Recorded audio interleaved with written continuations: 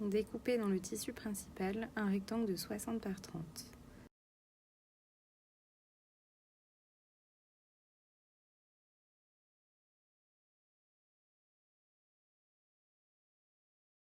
Puis découpez des bords arrondis sur le haut pour faire une belle finition.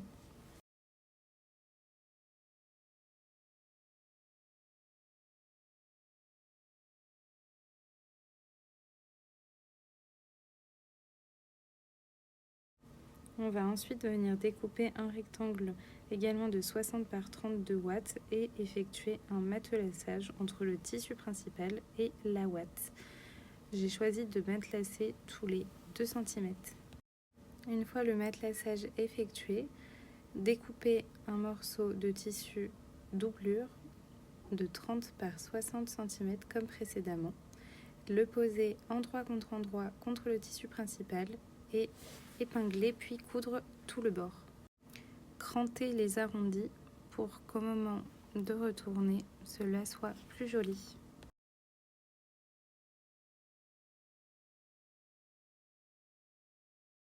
Il faut ensuite retourner l'ouvrage et découper le surplus qui dépasse 2 watts.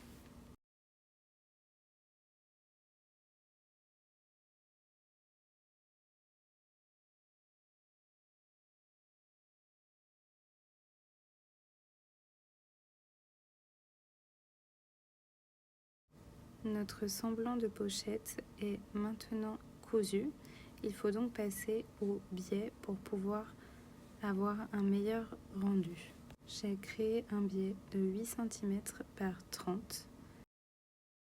Positionner endroit contre endroit et épingler. Faire une première couture au point droit à 1 cm du bord. Puis replier en 2 fois pour que tout le tissu soit pris. Faire une couture tout du long. On va venir coudre les petits rubans pour que la pochette puisse correctement se fermer aux 2 emplacements ci-contre.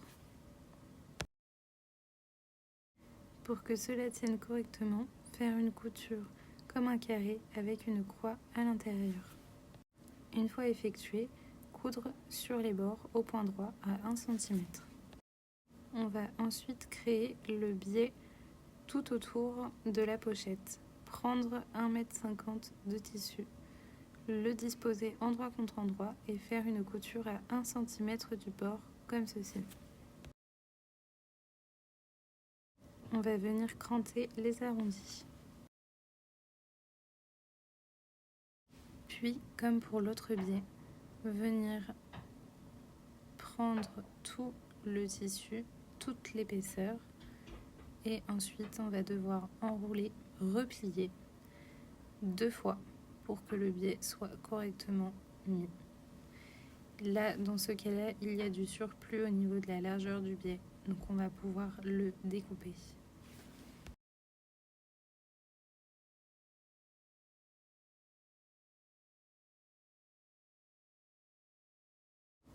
Une fois replié en 2 fois, refaire une couture pour que cela se maintienne correctement.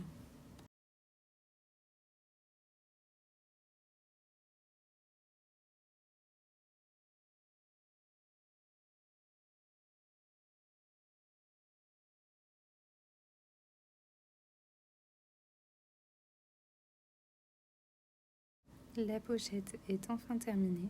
On va pouvoir mettre soit notre tablette ou autre dedans.